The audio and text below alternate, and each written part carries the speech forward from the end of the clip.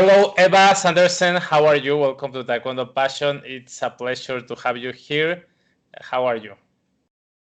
Hello, Luis. Thank you for having me. It's a pleasure to be here. I'm good, and how are you? I'm great. Very happy to interview you, to talk with you about Poomsae. Yeah, Yeah, you me have too. had an amazing career, so I think we will enjoy this chat.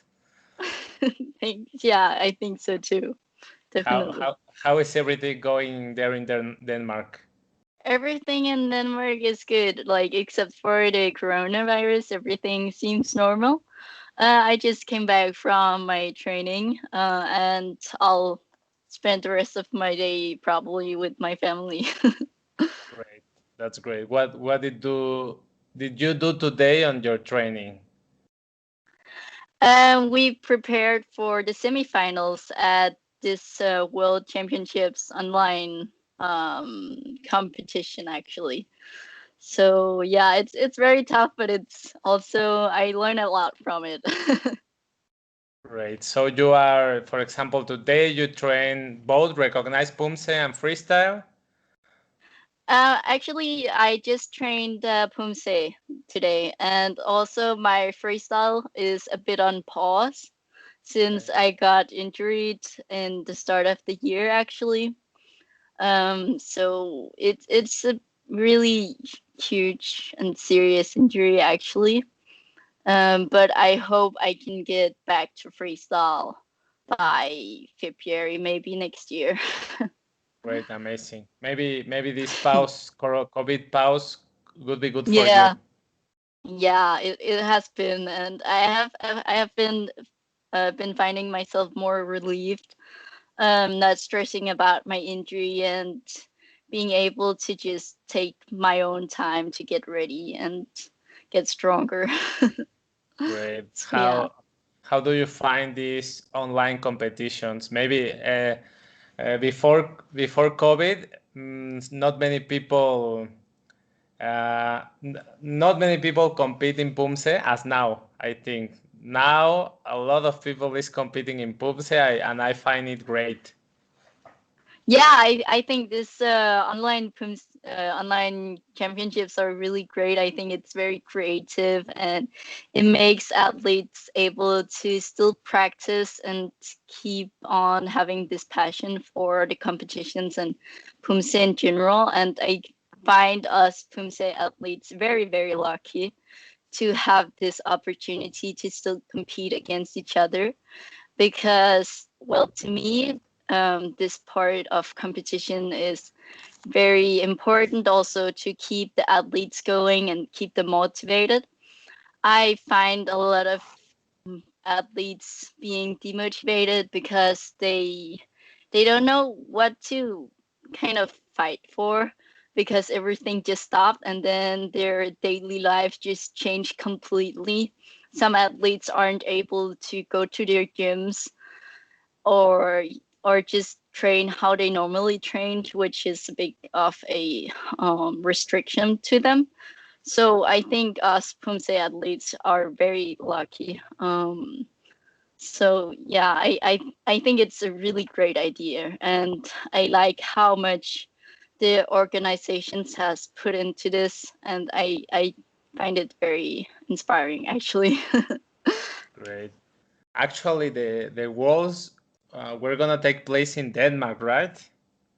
Yeah, it was, and I was really sad that we didn't get to hold it because we prepared so much. I mean, yeah, it just looked so great, but unfortunately we didn't get to hold it. And I was going to be there also and compete myself, and it would just been have been so huge to perform in Denmark at the World Championships. So I hope maybe next year or soon in the future we will be able to hold the World Championships, but we'll see. I have heard different rumors, so nothing is set now for now. Yeah, nothing is But said. We hope to yeah, have I hope. World Championships next year. Hope it will happen. great. To start with your career, can you tell us a little about yourself? How you were as a child before Taekwondo? How was your family, and why you started to practice? Yes, of course, sure. It's a very interesting question. I think everyone have different perspectives on this and different experiences. I am the youngest of three. I have an older brother and an older sister.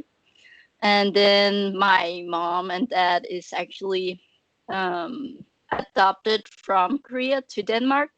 And then they met here in Denmark and then got three kids. And my parents has always been very supportive of all of us three. And as a child, I was a very happy child. Like to play like everyone else, but I was also quite shy, I guess, because like in school, I was a bit of a rebel sometimes. Like I didn't want to go, but I guess a lot can relate to this still. But so yeah, I was quite shy actually, and like didn't quite believe in my abilities to do good, I think. But it was just as a child. Later on it has become better, and I think also Taekwondo have influenced me a lot at this point to kind of believe more in myself and my abilities. um but yeah, I guess that was sort of how I was as a child. But yeah, very happy and laughed a lot. So yeah, I had a great childhood, I would say. I really did, with very supportive parents. Amazing. And did you practice something else before Taekwondo, or how was Yeah, the decision of starting in? Yes. yeah, I have done a lot of different sports. I have done like gymnastics, swimming, riding, and yeah, I can't even come up with all of them. But the original reason why I started Taekwondo was because I did ballet, and I did enjoy like the flexibility, and I really liked the flexibility part, but all the movement was slow, so I started to get kind of bored.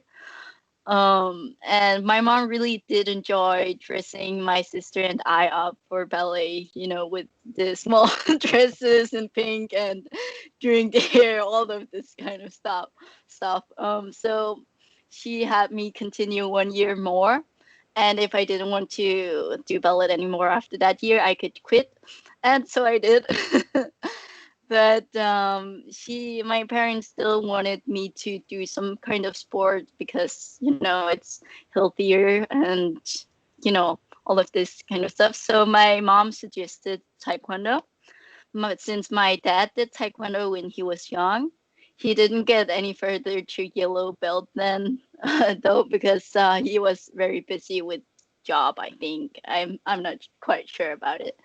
But then I asked her what that was, and she said it was something like karate.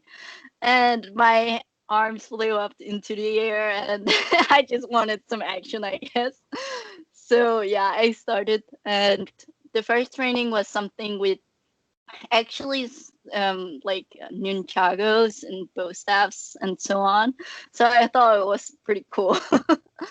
And then I started in Gladsaxe Taekwondo Club, some club in Denmark, who are really good, or was at that time very good at Poomsae. So I guess that's also connected with my Poomsae career.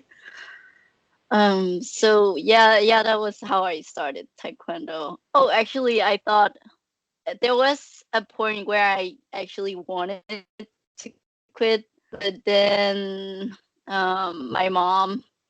I started with my elementary school friend at Taekwondo, but she stopped very early because some guy told her that she couldn't kick properly, which I thought was mean. So I tried to comfort her, but she quit anyways. So I just went to training there alone. Um, and then at my first graduation to yellow belt, um, one of the trainers suggested that I started the Poomsae trainings every Saturday.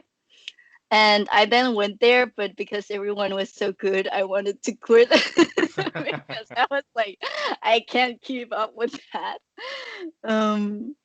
But yeah, my mom again thought I should give it a chance and just continue for even just a month. And then a month has passed, and I didn't say anything, so she didn't either. So I just continued to do Poomsae. How old were you when you started this Saturday extra class?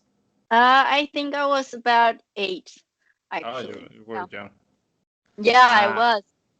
The team was actually they were like specified for Poomsae, and the others were like green to red belt, and I was yellow, so it was quite intimidating to me. So, and in that times when you started, maybe can you hear me? sorry, you. Yes, I can hear Now, you. yeah, okay. In those times when you started as a white belt, a yellow belt, the first times, what did you enjoy of Taekwondo? What was the most exciting and fun part of it for you? The most fun part about Taekwondo was probably the stretching and kicking. I enjoyed a lot, and do still. Also, probably because I was born quite flexible, and then I did ballet, so I was flexible in the first place when I got there, and all the others was, wow, you're really flexible, and even the trainers thought I was good, and also I did skip one belt that's a white belt with yellow strip and just went from white belt to yellow belt. And I thought that was kind of an achievement to me. I thought it was quite cool. And that was, I think, mainly also because of my flexibility, because my kicks looked pretty good. So they thought I had the level to just skip the first coup, or, like the white belt with yellow strip. Yeah. So yeah, that was really amazing to me. Also, since I was, kind of shy and didn't believe in myself, and then people came and told me, well, you're good at this. I just started to get more confident. And yeah, that gave me a lot already there. So. Amazing. And your master there was Korean or was someone from Denmark? My master there is from Denmark, and From the- he's actually still my trainer. He's Okay. very, very good, and I admire him a lot. His name is Bodo von Minchow. Oh, And he was the one. He was actually not my trainer there. That was someone called Tommy, but Bodo was the one who suggested me, who picked out people to start the Poomsae team. So yeah. excellent. Great. Uh, how was the your start? You said with in that extra group, extra classes group in Saturdays. How was your start in Poomsae competition?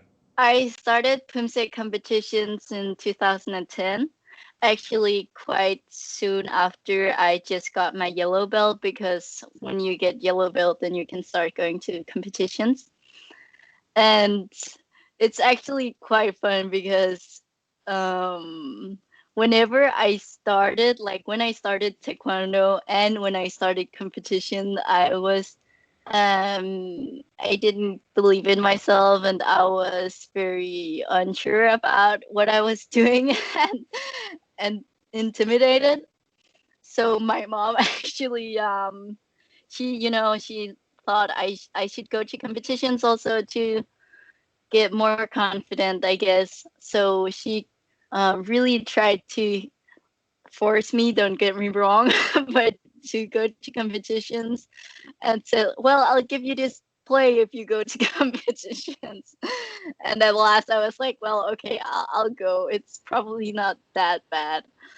And I went there, and it was quite fun. Actually, it was, just like training, but then just in front of judges. And still, as a child, when you just perform also with judges, you don't really think so much about it. You're just going in and doing your rounds, and then you see your score. And I think I was number 3 out of 4, but just winning over one person, I was amazed. I thought, oh, wow, that was really cool. um so yeah, so it gave me this drive also. I think since then I started to be a little more competitive. So yeah, but that has also given me a lot, because then, I wanted to be better than next one, or so. But yeah, I still remember my first competitions as kind of scaring. But at the end it wasn't that bad. I found out, and it was fun. And then we ended the day by just eating dinner together, and it was really nice. So yeah, it meant a lot to me. Great. So for you as a child, that experience of first going to the competition, get that motivation, and then going to have a dinner with your family was the Yeah, full experience of Taekwondo yeah. tournaments. Exactly. Yes. Great. Yeah, I think I find it great because um, Yeah. sometimes as an adults or trainers, we can think that the most important thing is the result in the competition. Hmm. And for a child, like you said, now that you are a top world athlete, you said for me, the most exciting part was having dinner with my family. Yeah. Yes. Great. So yeah. Excellent. How was the process to become a Denmark national team member? How was your first maybe national championship? How was that process? The process has been quite amazing, I would say. It's to me, it has been really important to both have trainers, but also friends to hang out with and to talk with. I did team with Melanie Peinau from Denmark. She has stopped now, and my first team was also with someone called Emilia, and I don't remember her last name now because it's so long time ago. But I started with these two friends, and I think it was important to me because it made it more fun. But one of my tipping points in getting good was also to get these private. I got private trainings. So we hired two uh, different trainers who would practice with me. And that was actually not to get like to the elite and to be the best in Denmark or whatever. It was actually just to make my performance better and just to be good actually. So there wasn't some sort of goal with it other than just being good. And I think that was actually also really important, not only to be result minded, but also to just focusing on the performance.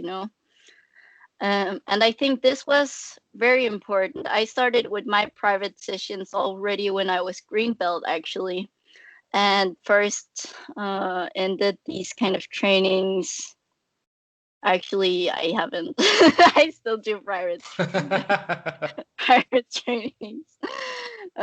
So yeah, this has also been very important to me. Also because as a child, you just play around, and you're maybe not that disciplined in a way. So by doing this private trainings, I learned how to stay more focused. Let's start. For people that is watching this on YouTube, you'll see that we are changing clothes and changing place of the interview. Is because we have connection troubles, and now we switched the day of the interview. Thanks, Eva, for continue being here. Of course. Thank you for having me still.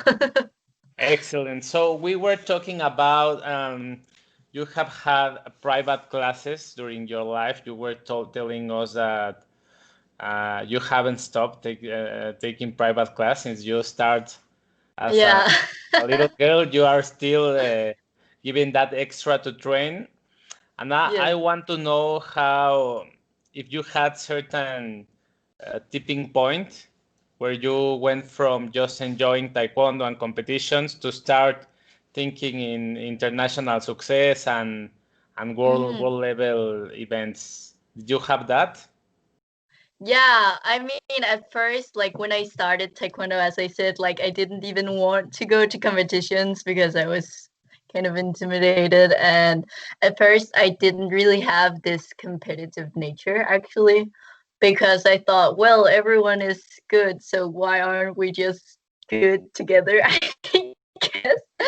But then, you know, we got our scores, and it was kind of cool to see how you could improve just looking at other people and comparing yourself to each other. And I think I mean, my tipping point to wanting to go to the World Championships and so on was my first European Championships in 2013, where I was like 12 years old. And I mean, I guess I got more competitive as time passed. Um, and I think it was when I started to go to the international events that I started to get more and more competitive, especially because I had a good friend of mine, Ida Axel from Denmark. Has stopped now, but we were like fighting, and we were really, really, really close always. But I just, you know, because, and then she started out winning everything. But then when we got out to international competitions, I started winning more and more. And then later I started to win both national and international events. But I think my little fight with my friend was what made me more and more competitive, because we wanted to, you know, push each other to our limits, you know? So I think that was when I started thinking internationally. And then when I got to my first Europeans, I was so overwhelmed by the feelings and the events, and everything was so huge, and I was only like 12 years old. So, you know, of course I was amazed by this big event. And I think that was when I knew that I would definitely try to do everything I could to go to these events like Europeans and World Championships, and you know, just try to get better and better wherever I could. So I think that was my tipping point. And how was that experience of your first Europeans, watching athletes from other countries? How did you feel? It was amazing, because also at first I didn't know if I could actually go to the Europeans, because I wasn't even black belt. And this was the first European Championships where you could, where like red belts could also compete. So that was a very new thing, and we didn't even know if this would get through to the rules and such. So when I got called by the national team coach by then, I was almost crying because I was so happy, because I didn't know if I would get to the Europeans or not. And then getting there was just it was indescribable because there was so many different memories from there. And I think it was also my first time being out to a competition with the whole national team. So it was almost like learning about a whole new culture. Like we were singing team songs and cheering for each other and learning those like, yeah, I don't know, I guess you can call them team songs, like when you are cheering each other on when people are going to the court. And you just build this huge community among the national teams because you want each other to do good. And also watching other athletes was just so inspiring. I was like, wow, you can be that good. And then it motivates you because you want to be as good as them, or at least just try, you know. So you get a lot of different perspectives on how you can make your style, or how you should improve yourself. And also it was just a lot of fun. Also, I think because in Europeans, I think there is a difference between Europeans and World Championships in how competitive it is. It's kind of hard to explain, but even in Europeans, I feel like we can cheer each other on. So like, for instance, Sweden and Denmark can cheer for each other. We also did that at Worlds, actually. But I think at Worlds, everyone is just so focused. Not that it isn't in Europeans, don't get me wrong, but it's just a whole other atmosphere at the Europeans. And it was just really, really amazing to be there for the first time. And that was also the Europeans where I got selected for the national team. And so, yeah, and I was cadets by then. And I think I and 3 others were like one of the first cadets to be selected for the national team in Denmark as cadets by then. Also because this whole new category was kind of new, but so it was just, so amazing to have this feeling. Yeah. Excellent. And after that, the Europeans, you had your first World Championships? Yes, I did. That was in Europeans was in Spain, and my first World Championships was in Mexico, and that was also it was also amazing, of course, and everyone was just so good, and you really learned a lot from other people. And I was also still cadet by then at the Worlds, and you just look at all the other athletes and just admire how good they are. And I mean, you just learn so much just by looking at others and studying how they move. And it was just really amazing. And because I think because I was so young, I didn't feel that nervous. So I just went in and did the very best I could. And I actually thought I had chances of getting a medal in individuals. I did get a medal, win a medals in team. But unfortunately not in individuals, because I got in the final we got seeded, so I got Korea in the first round, but I was actually only 0.003 from beating Korea, so I still took that as a win because they were so good. But it was really, really cool. And you just learn a lot from these experiences. Like, even though I wasn't that nervous at that time, I still felt the pressure and my heart beating so fast. So So it's definitely an experience that you can always remember and always recall because it's so strong in your memory. Did you remember an special athlete or countries that you were looking and you said, "Oh wow, they are so good"? Yes, definitely. There were so many. I really liked I think Philippines was it's hard to differentiate between the different world championships, but I think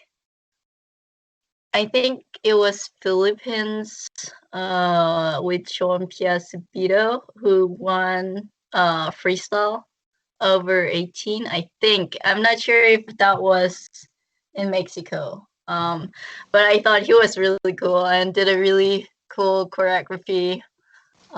So yeah, I really thought that was really nice. I'm not sure if that was in Mexico, Peru, or but yeah.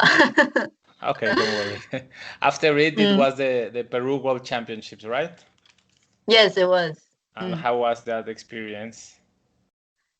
I mean, you learn something different from every world, and a lot of what I learn about is the mentality. Um, Also, I mean, I think, yeah, I got in the finals, I got Korea again. So I went to the finals again and then got Korea. And again, I was like disappointed, but now I was more like, okay, I'll just do whatever I can and do my best and just see how it goes. And I lost by 0.003 again. So the same difference.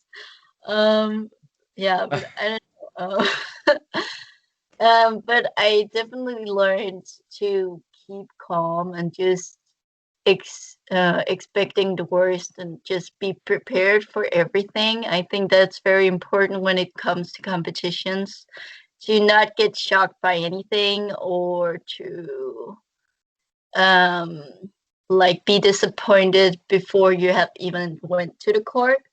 For instance, I hear a lot about, or sometimes I hear when people start or when people are very lost because the points sometimes if you have a huge group can change a bit.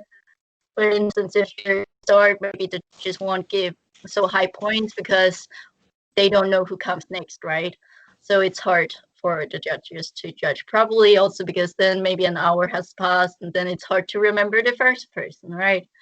So therefore, some people, if they're in the first, the one who starts the category, they could be like, oh, well, then I'm doomed from the start because I've probably just be forgotten. But then when it's me, I'm just like, well, okay, then it's me then it's I who sets the standard.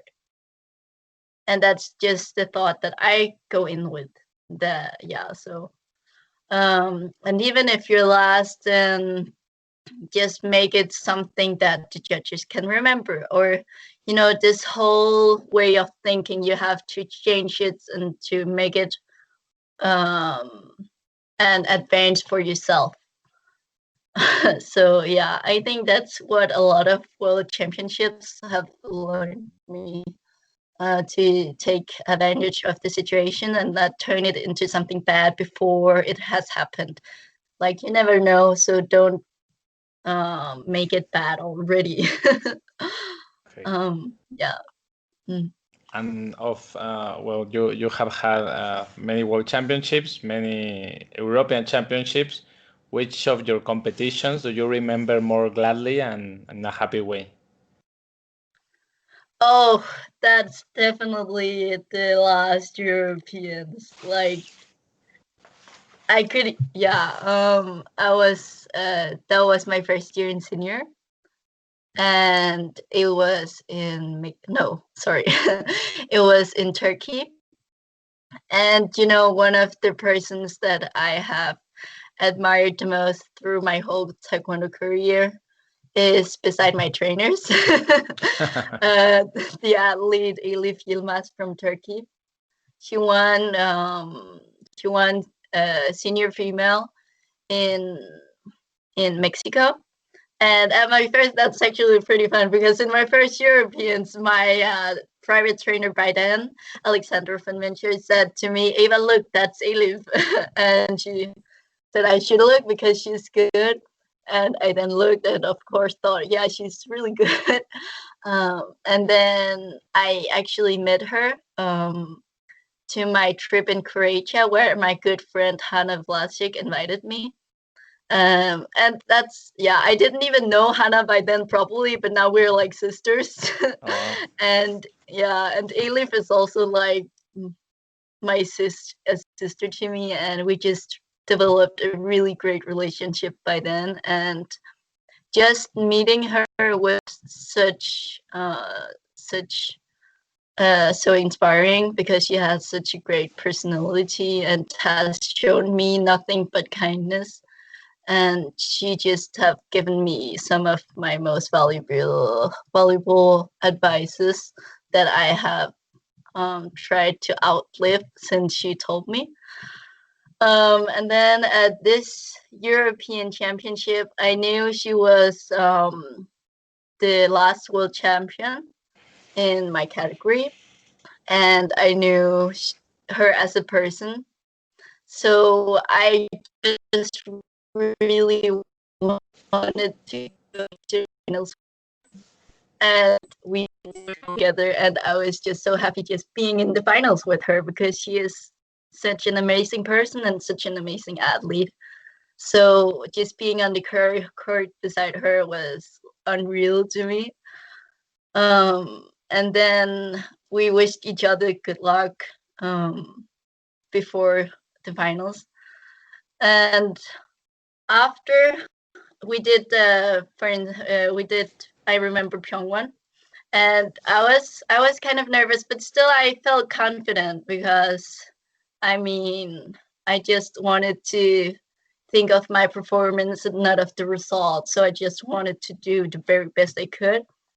And I actually ended up winning my first senior European championship. And it was against Elif Yilmaz in Turkey, and she's just like an idol to me. So I remember that very clearly, and I started crying, and she wished me congratulations. So yeah, I was very emotional and very, very surprised and happy and excited about everything. And it just felt so great. So that's definitely my most happy, or what you can say, competition. Good. Yeah. Great. Excellent. Talking about Pyeongwon, which one is your favorite Poomsae? I think choreo is my favorite Poomsae. I like the Yapchakis of, and I like how you can make your own rhythm and style of this Poomsae. I like it very much. Good. And of the two styles, do you prefer recognized, freestyle? You do both. So which one do you prefer? Yes. Oh, I always get asked this question because yeah, but every time I can't choose because I think there are so many great things about both. In freestyle, I like the creativity and I like how you can make it your own in another way. But also I think freestyle, you can spend a lot of time on making the music and making the choreography, where I just prefer to train. So I feel sometimes it can be like a bit too much on just doing the small details of the music, for instance, but it's very important for freestyle. But I just want to train and do something physical and just not sit on my computer and do all this technical stuff. So what I like about Poomsae is you can always go to the dojang and just practice either basics or your whole Poomsae, or you know the drill, so you can just do what you want. And I mean, in freestyle, I like the acrobatics. I think it's so cool. um, but I also do like that you have to be very kind of nerdy in Poomsae, and you have to work a lot with the details, and that it can never be like 100% good enough. Where in freestyle, I mean, of course, with the point giving elements, you have to be perfect. But sometimes the techniques in freestyle can just be like creative and doesn't have to be like this perfect movement. It can be more elegant, maybe, or more dynamic. Wherein, so I think it's very hard to choose, and I have never really wanted to. I want to know your trainer, your Taekwondo Yes. trainer. I guess, or how can you solve that part? Because freestyle now is getting a lot of elements from gymnastics. So how have he learned to teach you, or are you hiring a special gymnastics trainer? What do you do? I have a trainer for Poomsae who is specifically good at that, and for freestyle, I have a private trainer who is on the national team for men's gymnastics. So that's how I learn to do the acrobatics, actually. Excellent. So that's how I do that. and with your Taekwondo trainer and coach, you mix that the gymnastics part to do freestyle, or the gymnastics do all the freestyle yeah, stuff? the gymnasts do all the freestyle stuff. So what I do is I do my own choreographies, and I have also gotten help by other people. Like my mom has been training Taekwondo, so she, at first when I started freestyle, she helped me actually with music and choreographies, and then another friend helped me, and then that was for my second. And for my third choreography, Benjamin Harder from Denmark helped me. He's very good with like dancing and movements and music. He's really good at listening to music and knowing what fits for it. Yeah, that's how I make my choreographies, and yeah, then I also do the choreographies myself.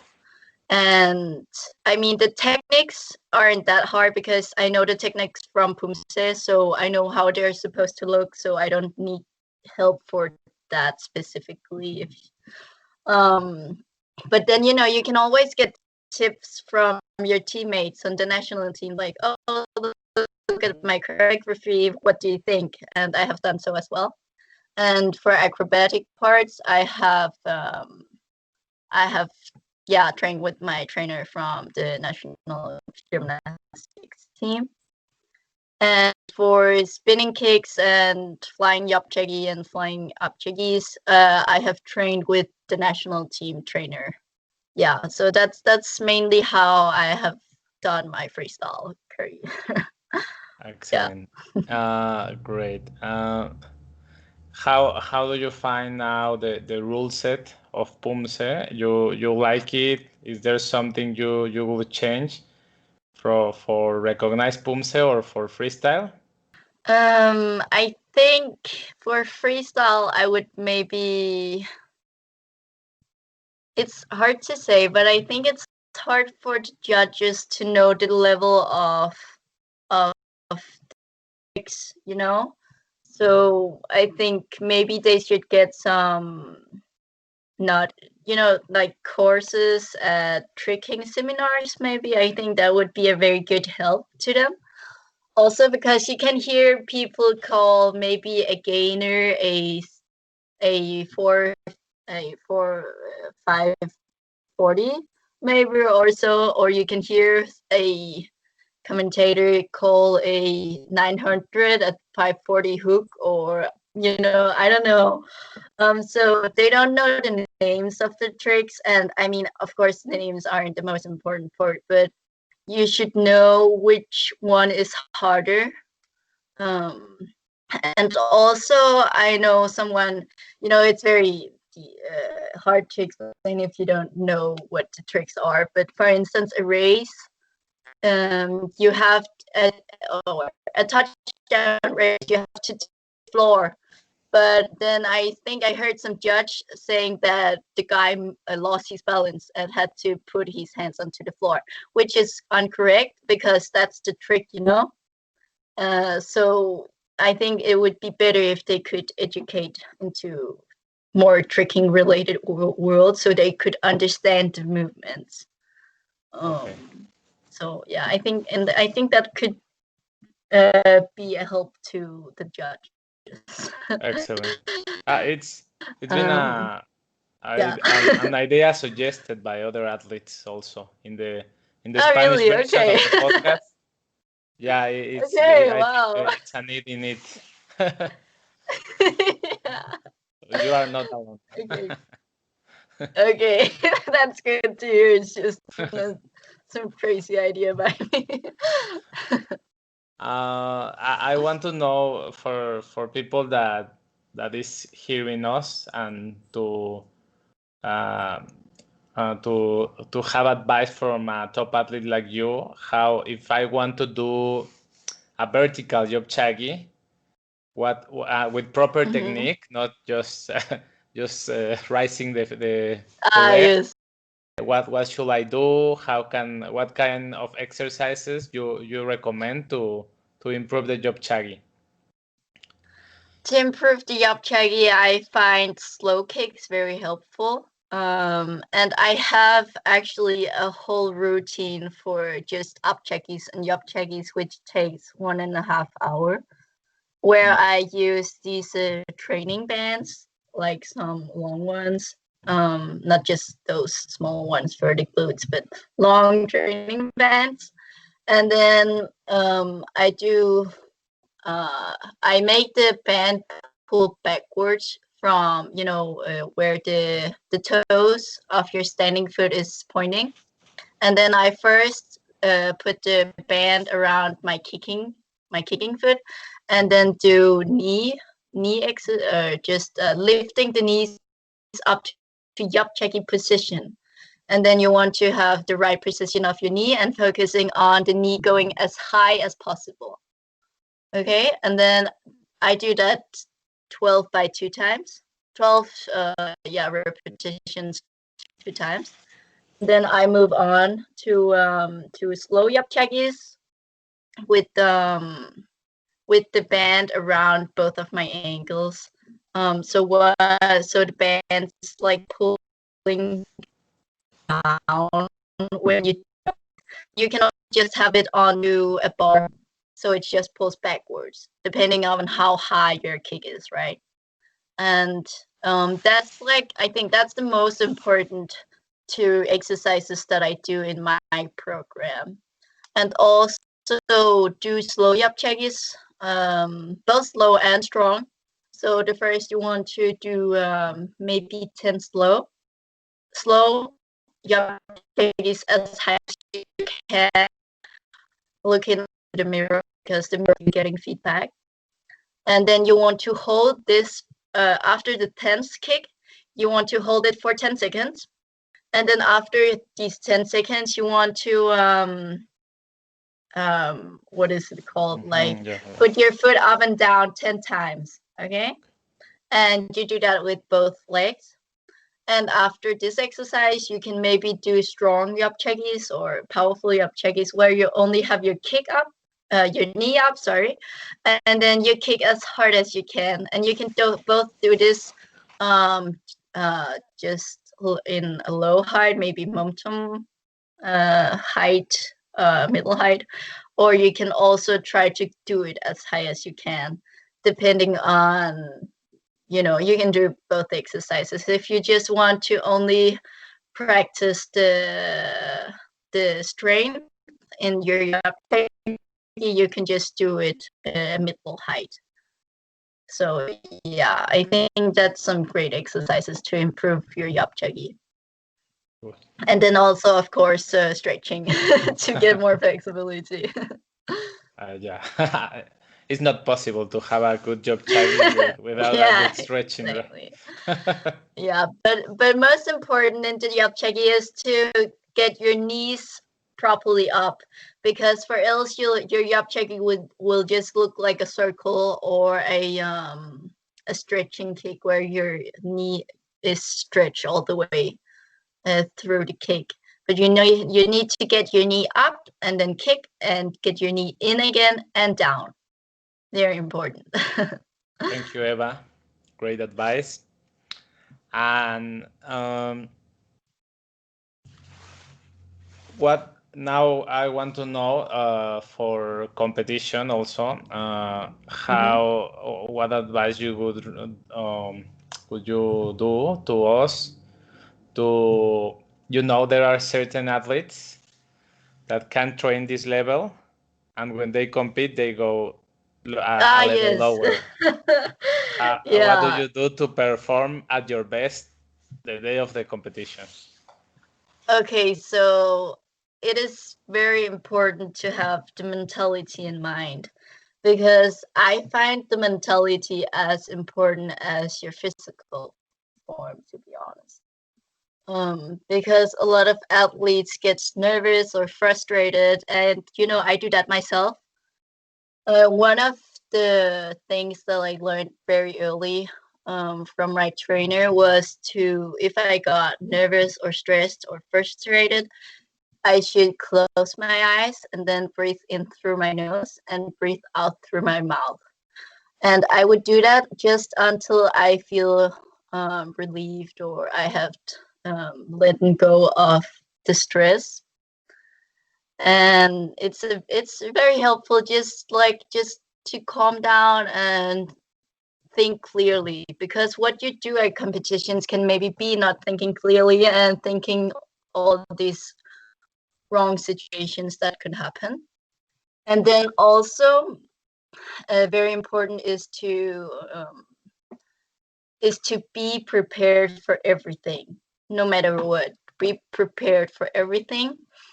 And by that is, for instance, with if you're first, don't overreact, or if you're first, don't, or if you're last, don't panic. Like, always don't panic. And you know, if they change your group so it's in the morning instead of in the evening, don't panic. Just be prepared for it. What I do is like, for instance, if my group is changed so it's in the morning instead of the evening, I would just be like, well, yeah, I prepared for that, or yeah, I guess I did expect that. So you don't say, wow, I'm shocked. What do I do? So all those small stresses can just help you not improve to your what's sufficient to yourself, because then you think of anything else that you should think of. And then also when I go into the court, or when you go into the court, don't think of the results. Think of enjoying the poomsae. It's very important, because you do what you have trained for, you do what you do every day maybe, and you know that you do this sport, you have this passion for this sport because you like it, you enjoy it. So when you go into the court, you have to enjoy it there as well. And I think that relieves some stress, and relieves some pressure on you, because you're doing this for yourself and not for someone to be proud of you, or for some money, or I don't know, whatever it could be. You're doing this because you like it, because you enjoy it, because you're doing it for yourself, and you have practiced for so long just to perform maybe at this specific competition. So yeah, I find these three things at least very important. To be prepared, to enjoy, and to expect the worst, you could say. So yeah, and also you can to prepare for the competition, you can maybe make a playlist. I got this advice from Elif in Croatia, and it actually has helped me. And it can be any kind of playlist. It can be for your trainers to motivate you, find some good songs with good beats or anything, or it could be chill songs that you can relax to and you can enjoy and listen to during competition if you feel stressed. And you can also do some visualization, I think it's called, like when you imagine yourself during the poomsaes. And that's something I learned from someone in Denmark. I think I learned this technique by a course we had on the national team, and it has been very helpful for me also. This visualization. Visualization, yeah, that. Yeah, sorry, excuse me.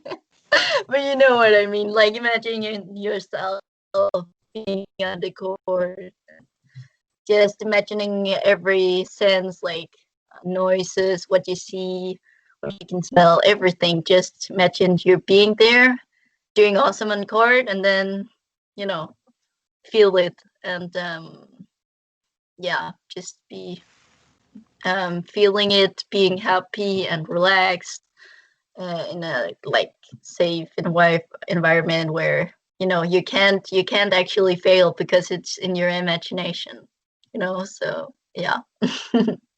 Yeah, visualization is really Yes. powerful. Yeah. I was amazed in one of the interviews. You probably know her, this Claudia Cardenas from Ecuador. She was Yes. bronze, I think, or silver, and she had, before the Worlds of Peru, she had a really big injury. She could not walk Okay. even. So for 1 month before the Worlds, she could only visualize the Yapchaki. So Yes. for me, it was amazing Yeah. that she could even, and she told me, I'm not sure, even without that, maybe without that injury, I haven't had one. She was Yeah. thankful for the injury because it strengthened her mind. So Yes. Yeah. interesting. And I try to do this with freestyle as well. Isolate the tricks, the movements, how my body is positioned in the air, and you know, everything, because also I can't jump right now. So you have to find a way where your body can still do the movements. And if that's in your own mind, then you have to do it in your own mind. So yeah, it's a very strong element that you can use. Yeah, tool you can use. Great, excellent. Yeah, I think it will be good for your freestyle. At least for her, it was great. Yes, yeah. Well, now we're gonna move to some questions I usually do to all of our guests. Let's start with the first. Is there a book that you've given most as a gift, and why? If not, what are 1 to 3 books that have influenced your life more? Actually, I use like YouTube videos more, and such as TED Talks, for instance, instead of books, because I think videos to me is a faster way of getting all this information and training techniques and so on. And I mainly hear these TED Talks about sports from sportsmen and coaches and trainers, and that's what I would normally recommend. So yeah, my way to go. Which can you recommend us 2 to 3 TED Talks of your favorite ones? I don't remember the specific. Okay. I don't remember the titles. Like the one from a head coach from UCLA, the gymnastics team, telling about how, like, about the environment and how she did as a coach and what she learned from her athletes, how to coach them.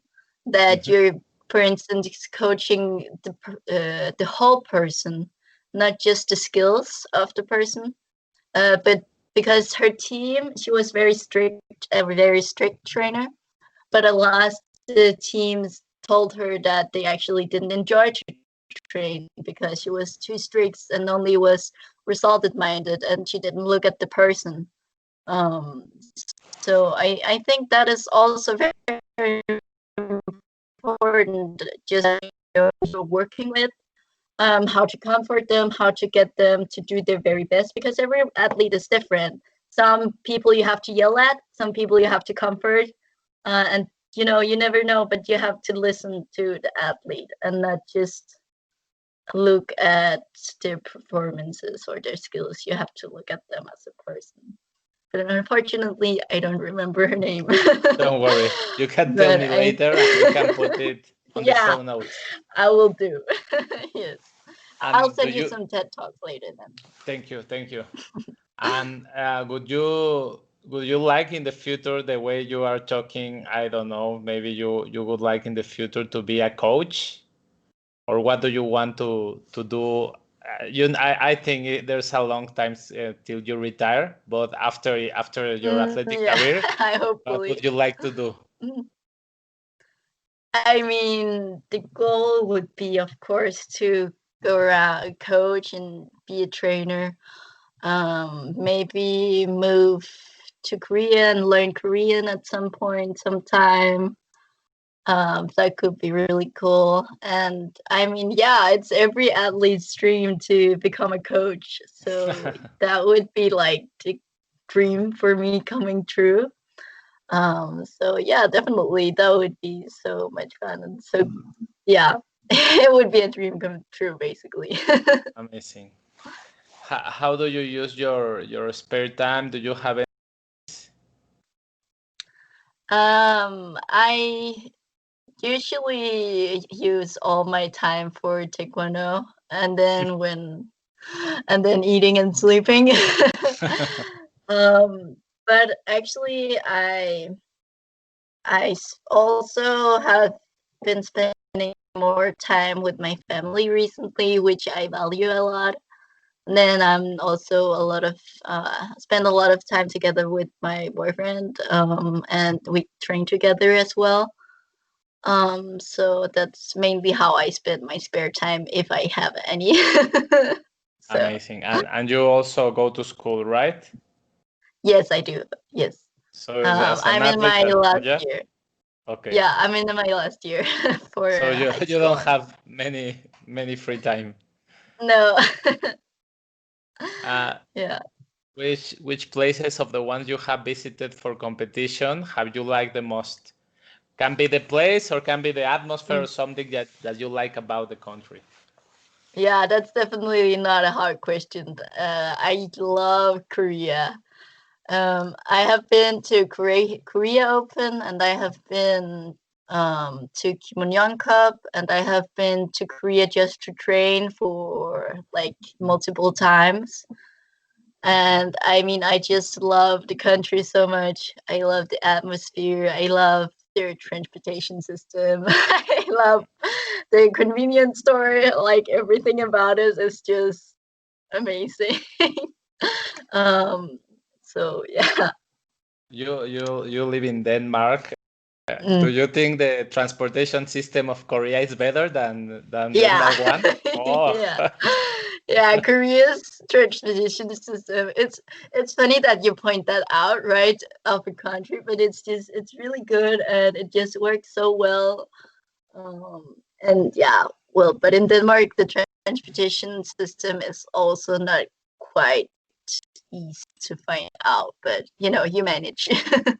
So Okay, I thought you had a very good transportation system. yeah, it is, Mexico is but terrible. Korea. Really. Yeah. I see. Uh, you like dogs? Yeah, Uh, I love dogs. yeah. What do you think you can learn from animals like dogs? I mean, I really love how they're always so happy and has so much energy, and I think I do learn from that, like just always to try to be positive and being happy and excited about everything, basically. Um, it's a very fun characteristic of dogs, I think, and I really like it. And I also want to be this just happy and energetic person. So yeah, I think you can learn a lot just from animals in general, I guess. But Yeah. you can just take what characteristics you like about animals, and then just think, well, how could I maybe like be like that? That's like with idols. So yeah. Do you have dogs? Yes. Yes, I do.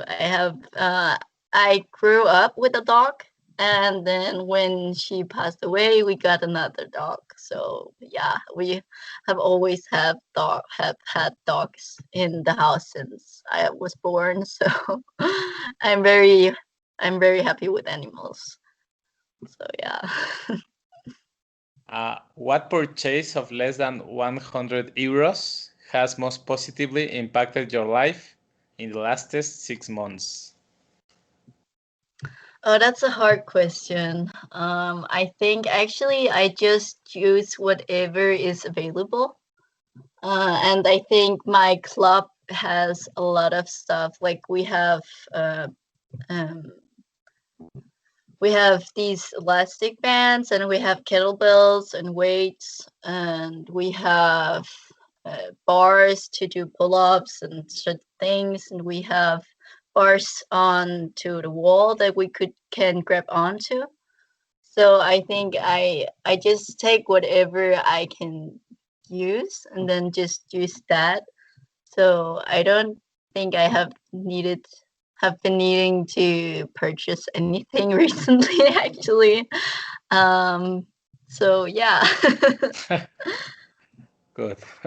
It's interesting because normally this question can be related to everything, your life, your everything, but you are thinking of Taekwondo. Oh yeah, that's right. That's your world. Yeah, it basically is my world. It's like an identity to me, Good. actually. Amazing. That's a great answer already. Yeah.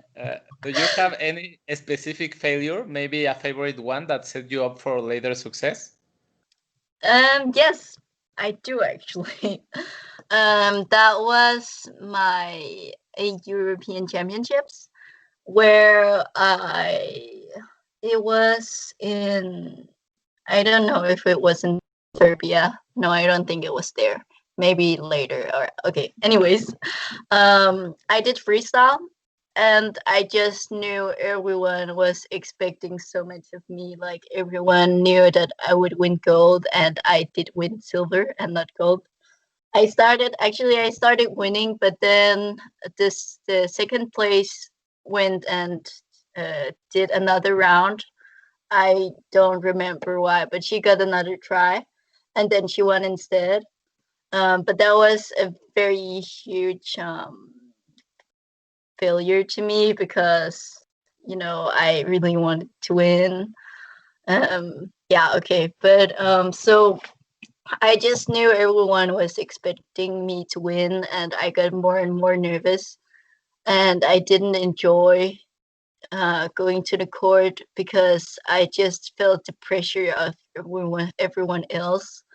I felt like everyone expected me to win.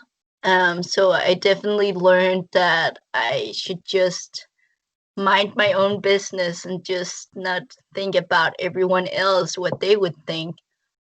And it motivated me to focus on myself and make my mind stronger, which I find very important. And just, find another way of thinking. And it motivated me because I knew I could have won, but I didn't. And that was because of expectations from anyone else but me. So yeah, that was yeah. Excellent. What can be related to Taekwondo or not? What is the best investment you've ever I'm made? sorry. Don't worry. The best investment I have ever made. I mean, that's hard. I mean, this sounds so cheesy, I guess, but it would be starting Taekwondo because it has just because I find that as an investment of investing in myself, investing in yourself, because I have just grown so much just by training and getting into this whole new world of sportsmanships and competitions and everything. And I mean, I had no confidence whatsoever before doing Taekwondo, and I was quiet and I was shy. I was still social. I like to be with people, but I would never approach someone before they had approached me. And I was like hiding under tables in school sometimes. But now I'm just so much more extroverted, and I like to talk with whoever wants to talk with me too. And I just has to grown so much as a person, and I just generally have more confidence, but still I keep my values like as I was young. Like, I want things to be fair and I want to be humble. I don't want to be this person who brags about everything or see yourself as the best athlete in the world. I mean, like, I still value to look at different perspectives and be adaptive to your environment. And that's some things that I value a lot still.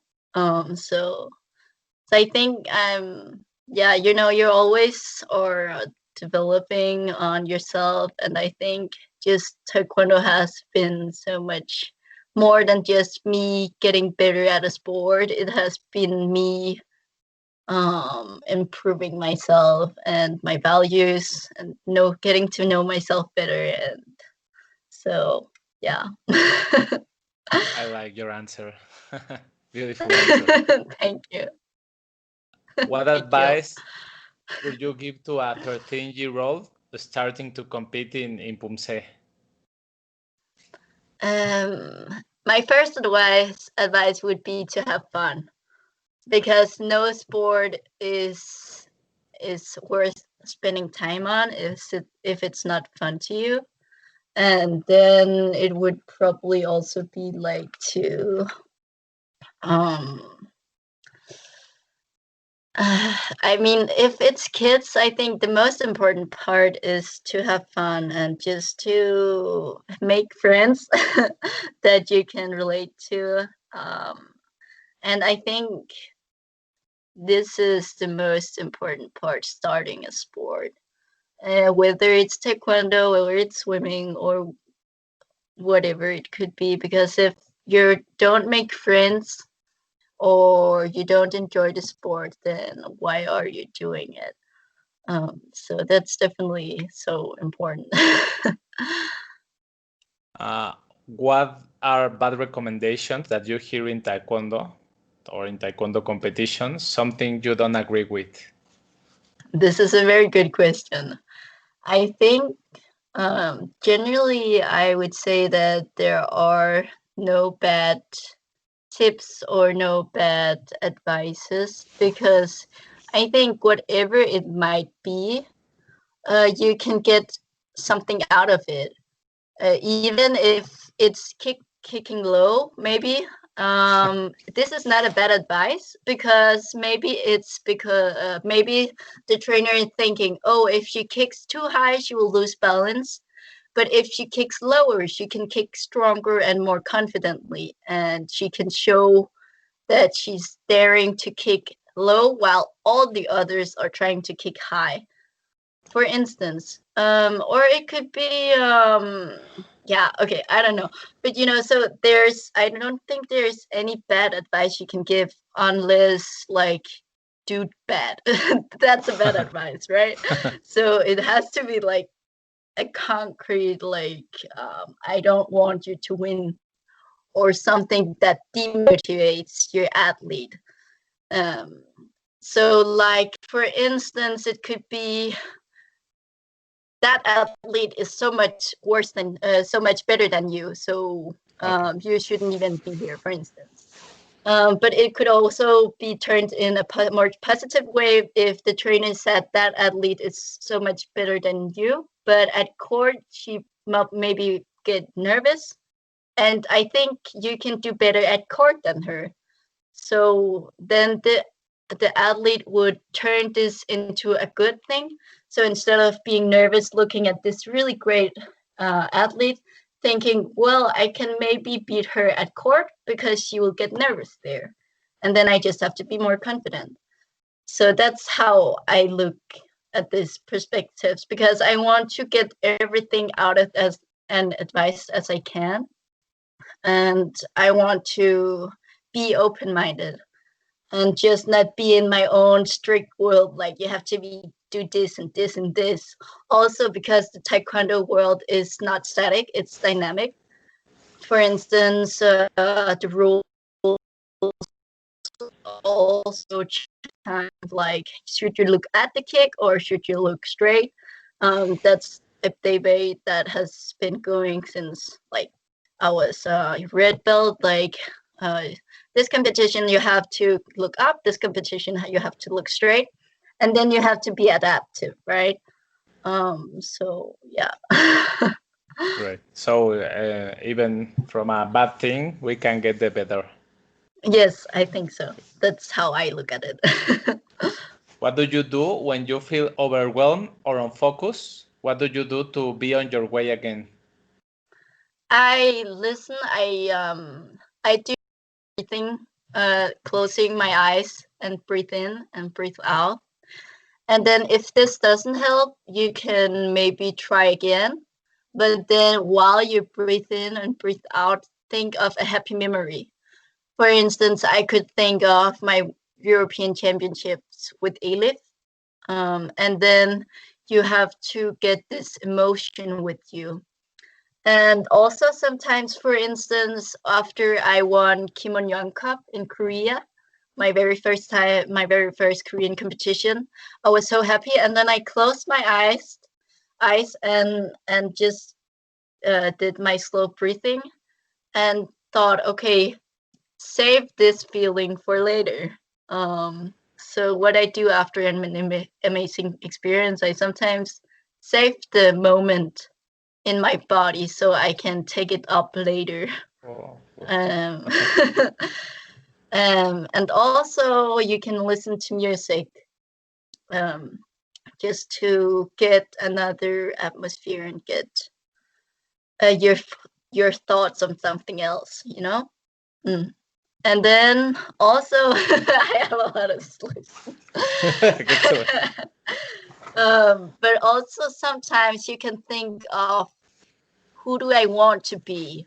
Do I want to give up now, or do I want to fight this little extra?